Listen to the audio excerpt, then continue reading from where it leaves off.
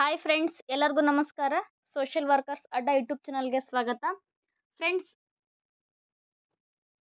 Friends ಪರೀಕ್ಷೆಗೆ ಕೇವಲ 10 ದಿನ ಬಾಕಿ ಇದ್ದಾವ. ಸೊ 10 ದಿನದೊಳಗೆ ನಾವು 80+ ಸ್ಕೋರನ್ನು ಮಾಡೋದು ಹೇಗೆ ಅಂತ ಇವತ್ತಿನ ತರಗತಿಯಲ್ಲಿ ನಾವು ನೋಡೋಣ. ಈ 10 ದಿನದಲ್ಲಿ ನಾವು ಬರೀ ಸ್ಮಾರ್ಟ್ ಸ್ಟಡಿಯನ್ನು ಮಾಡಬೇಕಾಗತ್ತೆ. ನಾವು 10 ದಿನದೊಳಗೆ ನಾವು ದೊಡ್ಡ ದೊಡ್ಡ ಬುಕ್ಕ ತೊಗೊಂಡು ಕಿಶಿಂದ್ರೆ ಅದೆಲ್ಲ ಡೀಟೇಲ್ ಆಗಿ ಓದಿ ನಾನು ಕ್ವಶನನ್ನು ಸಾಲ್ವ್ ಮಾಡ್ತೀನಿ ಅನ್ನೋಕ್ಕೆ ಈಗ ಟೈಮ್ ಇಲ್ಲ. ಈಗ ಆಲ್ರೆಡಿ ಮಾಡಬೇಕಾಗಿತ್ತು. ಸೊ ಮಾಡೋಕ್ಕಾಗಲಿಲ್ಲ, ನಮ್ಮ ಕಡೆ ಸಮಯ ಬಹಳ ಕಡಿಮೆ ಇದೆ. ಎಲ್ಲರೂ ಏನು ಅಂದ್ಕೊಂಡಿದ್ರು, ಎಕ್ಸಾಮನ್ನು ಪೋಸ್ಟ್ಪೋನ್ ಆಗುತ್ತೆ ಅಂದ್ಕೊಂಡಿದ್ರು. ಬಟ್ ನಿನ್ನೆ ಪತ್ರಿಕಾ ಪ್ರಕಟಣೆಯಲ್ಲಿ KE ಸ್ಪಷ್ಟವಾಗಿ ಹೇಳಿದ್ದೆ, ಯಾವುದೇ ಕಾರಣಕ್ಕೂ ನಾವು ಪರೀಕ್ಷೆ ದಿನಾಂಕವನ್ನು ಮುಂದೂಡಿಲ್ಲ. ನವೆಂಬರ್ 24ಕ್ಕೆ ಪರೀಕ್ಷೆ ಅಂತ. ಸೊ ಹಾಗಾಗಿ ನಮ್ಗೆ ಇವತ್ತು ಎಷ್ಟು ತಾರೀಕು ಅಂತಂದ್ರೆ ಇವತ್ತು ನವೆಂಬರ್ 14 ಅದಾವ.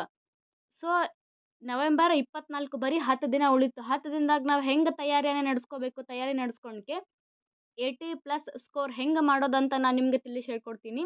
ಇದ್ರ ಪ್ರಕಾರ ನನ್ನ ಸ್ಟಡಿ ಪ್ಲ್ಯಾನ್ ಪ್ರಕಾರ ನೀವು ಸ್ಟಡಿಯನ್ನು ಮಾಡಿದ್ದೆ ಆದ್ರೆ 80+ ಜನರಲ್ ಪೇಪರ್ನಲ್ಲಿ ನಾನು ಹೇಳ್ತಾ ಇರೋದು ಜನರಲ್ ಪೇಪರ್ ಬಗ್ಗೆ, ಪರ್ಟಿಕ್ಯುಲರ್ ಸಬ್ಜೆಕ್ಟ್ ಅಲ್ಲ. ಜನರಲ್ ಪೇಪರ್ ಬಗ್ಗೆ ನೀವು ನಾನು ಹೇಳಿದ ಪ್ರಕಾರ ಸರಿಯಾಗಿ ಸ್ಟಡಿ ಮಾಡಿದ್ದೆ ಆದ್ರೆ 80+ ಸ್ಕೋರನ್ನು ನೀವು ಈಸಿಯಾಗಿ ಮಾಡ್ಬೋದು. ಹೇಗಂತ ನಾವು ನೋಡೋಣ. ನನ್ನ ಚಾನಲ್ಗೆ ಯಾರಾದರೂ ಹೊಸಬ್ರಾದ್ರೆ ದಯವಿಟ್ಟು ಸಬ್ಸ್ಕ್ರೈಬ್ ಮಾಡಿ. ಫ್ರೆಂಡ್ಸ್, ಏನಾದರೂ ಕೇಳಬೇಕು ಅನಿಸುತ್ತಂದರೆ ಕಮೆಂಟ್ ಮುಖಾಂತರ ತಿಳಿಸಬಹುದು. ಇನ್ನು ಯಾರು ಸಬ್ಸ್ಕ್ರೈಬ್ ಮಾಡದೆ ನೋಡ್ತಾ ಇದ್ರೆ ದಯವಿಟ್ಟು ಅವರು ಸಬ್ಸ್ಕ್ರೈಬ್ ಮಾಡಿ. ಫ್ರೆಂಡ್ಸ್, ನೆಕ್ಸ್ಟ್ ನೋಡೋಣ ನಾವು 10 ಡೇಸ್ನಲ್ಲಿ ನಾವು ಹೇಗೆ ಪ್ಲ್ಯಾನನ್ನು ಮಾಡಬೇಕು, ಹೇಗೆ ಸ್ಟಡಿಯನ್ನು ಮಾಡಬೇಕು, ಸ್ಮಾರ್ಟ್ ಸ್ಟಡಿ ಮಾಡಿ 80+ ಸ್ಕೋರನ್ನು ಹೇಗೆ ಮಾಡಬೇಕು ಅಂತ ನೋಡೋದಾದರೆ, ಇವತ್ತು ತಾರೀಕೆಷ್ಟು? ಇವತ್ತು ನವೆಂಬರ್ 14. ಹೌದಾ? ಎಕ್ಸಾಮ್ ಇರೋದು ಯಾವಾಗ? ನವೆಂಬರ್ 24. ಇಲ್ಲಿ ಎಷ್ಟು ದಿನ ಗ್ಯಾಪ್ ಉಳಿತು? 10 ದಿನ ಗ್ಯಾಪ್ ಉಳಿತು. 10 ದಿನದಾಗ ಇವತ್ತಿನ ದಿನ ಎಷ್ಟು? ನವೆಂಬರ್ 14. ಇವತ್ತಿನ ದಿನಾನು ಬಿಡೋಣ, ನಾವು ಎಕ್ಸಾಮ್ ದಿನಾನು ಬಿಡೋಣ. ಬಿಟ್ಟು ಎಷ್ಟು ಉಳಿತು ಅಂತಂದರೆ 8 ದಿನ ಉಳಿತಷ್ಟೇ. 8 ದಿನದಲ್ಲಿ ನಾವು ಏನೇನು ಮಾಡ್ಬೋದು? 8 ದಿನದಾಗ ನಾವೇನು ಮಾಡ್ಬೋದು ಅಂತಂದರೆ ಆರಾಮ್ಸಾಗಿ ನಾವು ಟೋಟಲ್ ಎಷ್ಟು ಯೂನಿಟ್ ಅದಾವ ಅಂದರೆ 10 ಯೂನಿಟ್ ಇದಾವೆ. 10 ಯೂನಿಟ್ ನಾವು ಆರಾಮ್ಸೆ ನಾವು ಇದು ಕೌಂಟನ್ನು ಮಾಡ್ಬೋದು. ಹೆಂಗೆ ಮಾಡ್ಬೋದು ಅಂತಂದ್ರೆ ನೆಕ್ಸ್ಟ್ ಇಲ್ಲಿ ಕ್ಲಾಸಲ್ಲಿ ಹೇಳ್ತೀನಿ ನಾನು. ಫ್ರೆಂಡ್ಸ್, 10 ಯೂನಿಟ್ ಇದ್ದಾವೆ. 10 ದಿನ ಅಂತಂದರೆ ಈ ಸದ ನಮ್ಗೆ ಬರೀ 8 ದಿನಗಳಷ್ಟೇ ಬಾಕಿ ಇದ್ದಾವೆ. 8 ದಿನದೊಳಗೆ 10 ಯೂನಿಟನ್ನು ನಾವು ಕವರ್ ಮಾಡ್ಬೋದು. ಬಟ್ ಇಲ್ಲಿ ಏನಾಗುತ್ತೆ ಅಂತಂದ್ರೆ, ಈಗ 1ರಿಂದ 1 ಯೂನಿಟ್, 2 ಯೂನಿಟ್, 3, 4, 5, 6, 7, 8, 9 ಮತ್ತು 10. ಈ 10 ಯೂನಿಟ್ನೊಳಗೆ 3ನೇ ಯೂನಿಟ್ ಏನು ಬರುತ್ತೆ? ಪ್ಯಾಸೇಜ್ ಬರುತ್ತೆ. ಒಂದು ನಿಮಿಷ ಕಲರ್ ಚೇಂಜ್ ಮಾಡ್ಕೊಳ್ಳೋಣ ನಾವು. ಈ 3ನೇ ಯೂನಿಟ್ ಪ್ಯಾಸೇಜ್ ಬರ್ತೈತಿ. ನೆಕ್ಸ್ಟ್ ಇಲ್ಲಿ ಮತ್ತು 5, ಒಂದು ನಿಮಿಷ, 5, 6, 7 ಇವೆಲ್ಲವೂ ಏನು ಬರ್ತಾವೆ? ಮೆಂಟಾಲಿಟಿಗೆ ಸಂಬಂಧಪಟ್ಟಂಗೆ ಬರ್ತಾವೆ. ಈ ಸದ ನಾವು ಮೆಂಟಾಲಿಟಿನ ಬಿಡಿಸ್ಕೊತ ಕುಂಡಿರ್ಲಿಕ್ಕೆ ಟೈಮ್ ಇಲ್ಲ. ಯಾಕಂತ ಕೇಳಿದ್ರೆ ಟೈಮ್ ಭಾಳ ಅಂದ್ರೆ ಭಾಳ ಕಡಿಮೆ ಐತಿ. ಬರೀ 8 ದಿನಗಳಷ್ಟೇ ಬಾಕಿ ಇದ್ದಾವೆ. ಸೊ ಹಂಗಾಗಿ ಮೆಂಟಾಲಿಟಿನ ಬಿಡಿಸ್ಕೊತ ಕುಂದಿರ್ಲಿಕ್ಕೆ ಟೈಮ್ ಇಲ್ಲ. ಆದ್ರೆ ಯಾರಾದರೂ ಇಲ್ಲ ನಾನು ಎಕ್ಸ್ಟ್ರಾ ಮಾಡ್ತೀನಿ ಅಂತಂದರೆ ಅದು ನಿಮ್ಮ ಸಾಮರ್ಥ್ಯಕ್ಕೆ ಬಿಟ್ಟಿದ್ದು. ಇಲ್ಲಿ ನೋಡಿ, ಒಂದು ನಿಮಿಷ. ಈ 10 ಯೂನಿಟ್ ಒಳಗೆ 5, 6, 7 ಮೆಂಟಾಲಿಟಿ ಬಂದರೆ, ಮೆಂಟಾಲಿಟಿಯನ್ನು ಹೊರತುಪಡಿಸಿ ನಾವು ನೋಡ್ಕೊಳ್ಳೋದಾದರೆ 1ನೇ ಯೂನಿಟ್, 2ನೇ ಯೂನಿಟ್, 4, 8 ಮತ್ತು 9, 10 ಇದನ್ನು ಡೇ ಬೈ ಡೇ ನಾವು ನೋಡ್ಬೋದು. ಇಲ್ಲಿ 3ನೇ ಯೂನಿಟ್ ಜಾಸ್ತಿ ಅಷ್ಟೊಂದು ಹೆವಿ ಇಲ್ಲ. ಯಾಕಂತಂದರೆ ಪ್ಯಾಸೇಜನ್ನು ಕೊಟ್ಟಿರ್ತಾರೆ 3ನೇ ಯೂನಿಟ್ ಒಳಗೆ. ಒಂದು ನಿಮಿಷ ಫ್ರೆಂಡ್ಸ್, 3ನೇ ಯೂನಿಟ್ ಪ್ಯಾಸೇಜನ್ನು ಕೊಟ್ಟಿರ್ತಾರೆ. ಪ್ಯಾಸೇಜನ್ನು ಕರೆಕ್ಟಾಗಿ ಏನು ಮಾಡಬೇಕು, ನೀವು ಓದ್ತಾ ಹೋದ್ರೆ ಕರೆಕ್ಟಾಗಿ 5 ಕ್ವಶನ್ ಬಂದಿರ್ತವೆ ಪ್ಯಾಸೇಜ್ನೊಳಗೆ. 5 ಕ್ವಶನ್ಗೆ ನೀವು ಕರೆಕ್ಟಾಗಿ ಆನ್ಸರ್ ಮಾಡಿದ್ದೆ ಆದರೆ ಇಲ್ಲಿ 10 ಮಾರ್ಕ್ಸ್ ಆಯಿತು.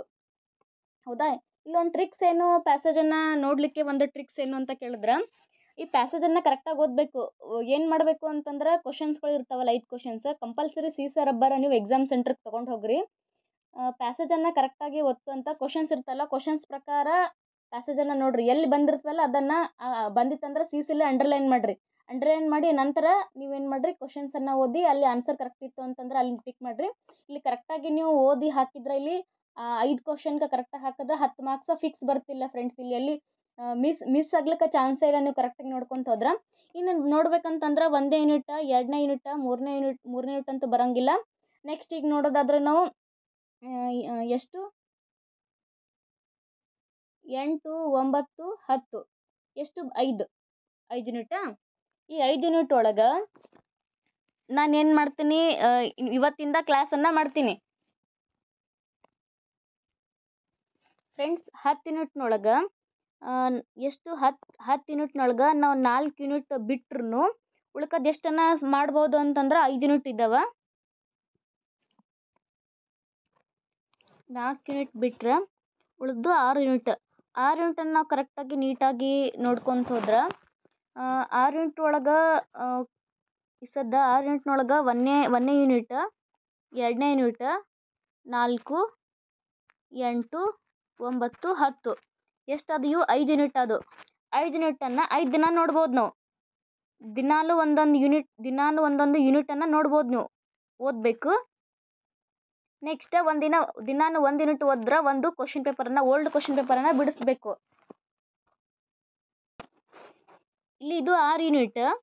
6 ಯೂನಿಟ್ ಪ್ಲಸ್ 3ನೇ ಯೂನಿಟ್ ಒಂದು ಪ್ಯಾಸೇಜ್ ಬರುತ್ತಲ್ಲ, ಟೋಟಲ್ 7 ಯೂನಿಟ್ ಆಯಿತು. 7 ಯೂನಿಟನ್ನು ನೀವು ಕರೆಕ್ಟಾಗಿ ನೀಟಾಗಿ ಮಾಡಿದ್ರೆ 1 ಯೂನಿಟ್ನೊಳಗೆ 5 ಕ್ವಶನ್ಸ್ ಬರ್ತಾವೆ. 1 ಕ್ವಶನ್ಗೆ 2 ಮಾರ್ಕ್ಸ್. ಸೊ ಹಂಗಾಗಿ 70 ಮಾರ್ಕ್ಸನ್ನು ನೀವು ತೊಗೋಬೋದು. ಇದ್ರೊಳಗೆ ಮೆಂಟಾಲಿಟಿ ಮತ್ತು ಸ್ವಲ್ಪ ಚಲೋ ಇತ್ತು ಅಂತಂದ್ರೆ ಮೆಂಟಾಲಿಟಿ ಸ್ವಲ್ಪಾರು ಕರೆಕ್ಟಾಗಿ, ಯಾಕಂದ್ರೆ ಇಲ್ಲಿ ನೆಗೆಟಿವ್ ಮಾರ್ಕ್ಸ್ ಇರೋಂಗಿಲ್ಲ. ಹೀಗಾಗಿ ನೀವು ಎಲ್ಲ ಕ್ವಶನ್ಸ್ಗಳಿಗೂ ಟಿಕ್ ಮಾಡಬಾರ್ದು, ಯಾವುದನ್ನು ಬಿಟ್ಟು ಬರೋಕ್ಕೆ ಹೋಗಬೇಡ್ರಿ. ಅದ್ರೊಳಗೆ ಹಂಗೆ ಹಿಂಗೆ ಅಂದ್ಕೊಂಡ್ರು ಇಲ್ಲಿನೂ 5 ಕ್ವಶನ್ಸ್ ನೀವು ಮೆಂಟಾಲಿಟಿ ಒಳಗೆ ಅಂದ್ರೆ 3 ಯೂನಿಟ್ನೊಳಗೆ ನೀವು 5 ಕ್ವಶನ್ಸರೇ ನೀವು ಟಚ್ ಮಾಡಿದ್ರಂತಂದ್ರೆ ಮತ್ತೆ ಇಲ್ಲಿ 10 ಮಾರ್ಕ್ಸ್ ಬಂತು. ಆರಾಮ್ಸೆ 80 ಮಾಡ್ಬೋದು. ಇನ್ನೂ ಯಾರಾದರೂ ಸ್ವಲ್ಪ ಮೆಂಟಾಲಿಟಿ ಚಲೋ ಇತ್ತು ಅಂತಂದ್ರೆ ಆರಾಮ್ಸೆ 80 ಪ್ಲಸ್ ಸ್ಕೋರನ್ನು ನೀವು ಮಾಡ್ಬೋದು. ನೆಕ್ಸ್ಟ್ ನೋಡೋಣ ನಾವು ಇಲ್ಲಿ 10 ಓಲ್ಡ್ ಕ್ವಶನ್ ಪೇಪರನ್ನು ನೀವು ಬಿಡಿಸ್ಬೇಕಾಗುತ್ತೆ. ಈಗ 10 ದಿನದೊಳಗೆ, ಈಗ ನಾನು ಹೇಳಿದ್ದೀನಿ 10 ದಿನದೊಳಗೆ ಒಂದಿನ ಹೋಯ್ತು. 14ನೇ ತಾರೀಕು ಒಂದು ಹೋದ್ರೆ, ಒಂದು ನಿಮಿಷ, 14ನೇ ತಾರೀಕು ಒಂದು ಹೋದ್ರೆ 24ನೇ ತಾರೀಕು ಹೋದ್ರೆ ನಡಬರ್ಕ್ ಇರ್ತಕ್ಕಂಥದ್ದು ಎಷ್ಟು ಅಂತಂದ್ರೆ ಬರೀ 8 ದಿನ. 8 ದಿನದೊಳಗೆ 6 ಯೂನಿಟನ್ನು ನೋಡ್ಕೋಬೇಕು ನೀವು. ದಿನಾಲು ಒಂದು ಕ್ವಶನ್ ಪೇಪರ್, ದಿನಾಲು ಒಂದು ಕ್ವಶನ್ ಪೇಪರ 1 ಯೂನಿಟ್ ಅಂತಂದ್ರೆ ಮೆಂಟಲ್ ಅಬಿಲಿಟಿ 3 ಬರ್ತಾವೆ. 3 ಸಬ್ಜೆಕ್ಟ್ 5, 6, 7 ಯೂನಿಟ್ ಮೆಂಟಲ್ ಅಬಿಲಿಟಿ ಬಂದ್ರೆ 3ನೇ ಯೂನಿಟ್ ಪ್ಯಾಸೇಜ್ ಬರ್ತೈತಿ. ಇದು ಬಿಟ್ರಂತಂದ್ರೆ 6 ಸಬ್ಜೆಕ್ಟನ್ನು ನೀವು ಕವರ್ ಮಾಡಬೇಕು 6 ದಿನ. ಈ 6 ದಿನದಾಗ ಉಳಿತು ಎಷ್ಟು? 2 ದಿನ ಉಳಿತು. 8 ದಿನದೊಳಗೆ 6 ಯೂನಿಟನ್ನು ನೀವು 6 ದಿನಕ್ಕೆ ತೊಗೊಂಡ್ರಂತಂದ್ರೆ ಒಂದು ದಿನ ಎಷ್ಟು ಉಳಿತು ಅಂತಂದ್ರೆ 2 ಉಳಿತು. ಈ 2 ದಿನ ಏನು ಮಾಡ್ಕೋಬೇಕಂತಂದ್ರೆ 2 ದಿನ ಒಂದನ್ನು ನೀವು ಒಂದು ದಿನ ಏನು ಮಾಡಬೇಕು, ರಿವಿಷನ್ ಮಾಡಿದ್ರೆ ಇನ್ನೊಂದು ದಿನ ನಿಮ್ಮ ಪರ್ಟಿಕ್ಯುಲರ್ ಸಬ್ಜೆಕ್ಟನ್ನು ರಿವಿಷನ್ ಮಾಡ್ಕೋಬೇಕು. ಗೊತ್ತಾಯ್ತಾ? ಇದ್ರಾಗ ರಿವಿಷನ್ ಮಾಡ್ಕೋಬೇಕು ನೀವು. ಓಕೆ ಫ್ರೆಂಡ್ಸ್, ಇನ್ನೊಂದ್ಸಲ ನಾನು ಹೇಳ್ತೀನಿ. ಇರೋದು 10 ದಿನ. 10 ದಿನದೊಳಗೆ ಒಂದು ನಿಮಿಷ, ಇರೋದು 10 ದಿನ. 10 ದಿನದೊಳಗೆ 2 ದಿನ ನಾವು ಕಳೆದ್ರೆ 8 ದಿನ ಉಳಿತು. 8 ದಿನದೊಳಗೆ ನೀವು 6 ಸಬ್ಜೆಕ್ಟನ್ನು ನೋಡ್ಕೋತಾ ಹೋದ್ರೆ 6 ದಿನದೊಳಗೆ 2 ದಿನ ಉಳಿತು. 2 ದಿನದೊಳಗೆ ಒಂದು ನಿಮ್ಮ ಸಬ್ಜೆಕ್ಟನ್ನು ನೀವು ರಿವಿಷನ್ ಮಾಡ್ಕೋರಿ, ಇನ್ನೊಂದು ಜನರಲ್ ಪೇಪರನ್ನು ರಿವಿಷನ್ ಮಾಡ್ಕೋರಿ. ನೆಕ್ಸ್ಟ್ 10 ಯೂನಿಟನ್ನು ನೀವು 10 ಯೂನಿಟ್ ಒಳಗೆ 8 ಯೂನಿಟನ್ನು ನೀವು ನೋಡ್ಕೊತ ಹೋದ್ರೆ 10 ಯೂನಿಟ್ 6 ಯೂನಿಟನ್ನು ನೋಡ್ಕೋತ ಹೋದ್ರೆ 10 ದಿನದೊಳಗೆ 10 ದಿನದಾಗ 8 ದಿನ ಅಷ್ಟು ನಿಮ್ಮ ಕೈಯಾಗ ಐತಿ. 8 ದಿನದಾಗ 6 ಯೂನಿಟನ್ನು ನೀವು ನೋಡ್ಕೊತ ಹೋದ್ರೆ 6 ಯೂನಿಟ ನೋಡ್ಕೊತ ಹೋಗಬೇಕು. 2 ದಿನ ರಿವಿಷನ್ ಮಾಡ್ಕೋಬೇಕು.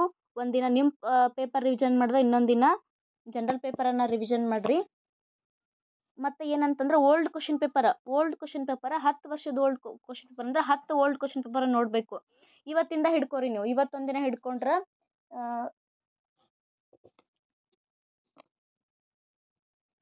ಈ 10 ಕ್ವಶನ್ ಪೇಪರ್ ಅಂತಂದ್ರೆ 2014ರಿಂದ 2024 ತನಕ ಎಕ್ಸಾಮನ್ನು ನಡೆದಿದ್ದಾವೆ.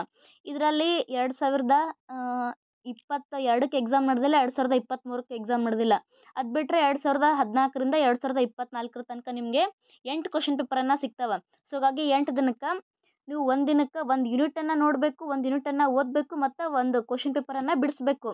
ಬಿಡಿಸೋದ್ರಿಂದ ನಿಮ್ಗೆ ಕ್ವಶನ್ ಪೇಪರನ್ನು ಬಿಡಿಸೋದ್ರಿಂದ ಐಡಿಯಾ ಬರ್ತೈತಿ ಹೆಂಗೆಲ್ಲ ಕ್ವಶನ್ಸ್ಗಳಿದ್ದು ಹೆಂಗೆಲ್ಲ ಅಂತ ಹೇಳಿಕೆ. ಮತ್ತು ನೀವು ಓದಿರ್ತಕ್ಕಂಥ ಸಬ್ಜೆಕ್ಟ್ ಮ್ಯಾಗ್ಲೂ ಕೂಡ ನಿಮ್ಗೆ ಗ್ರಿಪ್ ಸಿಗ್ತೈತಿ. ಆರಾಮ್ಸೆ ಏನು ಮಾಡ್ಬೋದು 80+ ಸ್ಕೋರನ್ನು ನಾವು ಮಾಡ್ಬೋದು. ಮತ್ತು ಇದು ಹೊರತುಪಡಿಸಿ ನಿಮ್ಗೆ ಒಂದು ದಿನಕ್ಕೆ 1 ಯೂನಿಟನ್ನು ಓದಬೇಕು, 1 ಕ್ವಶನ್ ಪೇಪರನ್ನು ಬಿಡಿಸ್ಬೇಕು. ಇದ್ರ ಹೊರತಾಗಿ ನಿಮ್ಮ ಕಡೆ ಸಮಯ ಇತ್ತು ಅಂತಂದ್ರೆ ಸ್ವಲ್ಪ ಇದ್ರ ಜೊತೆಗೆ ಮೆಂಟಲ್ ಎಬಿಲಿಟಿಯನ್ನು ನೀವು ಬಿಡಿಸ್ಬೇಕು. ಹೀಗೆ ಮಾಡೋದ್ರಿಂದ ನೀವು ಆರಾಮ್ಸೆ 10 ದಿನದೊಳಗೆ ನೀವು 80+ ಸ್ಕೋರನ್ನು ಮಾಡ್ಬೋದು. ಇಷ್ಟನ್ನು ನಾವು ನೀಟಾಗಿ ಕರೆಕ್ಟಾಗಿ ಫಾಲೋ ಅಪ್ ಮಾಡ್ಕೋತ ಹೋದ್ರೆ, ಕರೆಕ್ಟಾಗಿ ಸ್ಟಡಿ ಮಾಡಿದ್ರೆ 80+ ಸ್ಕೋರನ್ನು ಮಾಡ್ಬೋದು ಫ್ರೆಂಡ್ಸ್. ಧನ್ಯವಾದಗಳು. ಮತ್ತು ಇನ್ನೊಂದು ಇದ್ರ ಜೊತೆಗೆ ನಾನೇನು ಮಾಡ್ತೀನಿ ಅಂತಂದ್ರೆ 10 ಡೇಸ್ನೊಳಗೆ ಡೇ ಬೈ ಡೇ GK ಅಂದರೆ ಜನರಲ್ ಪೇಪರ್ಗೆ ಸಂಬಂಧಪಟ್ಟಂತೆ ಇಂಪಾರ್ಟೆಂಟ್ ಟಾಪಿಕ್ಗಳನ್ನು, ಇಂಪಾರ್ಟೆಂಟ್ ಚಾಪ್ಟರ್ಗಳನ್ನು ಮತ್ತು ಇಂಪಾರ್ಟೆಂಟ್ ಕ್ವಶನ್ಸ್ಗಳನ್ನು ನಾವು ನೋಡೋಣ. ಧನ್ಯವಾದಗಳು.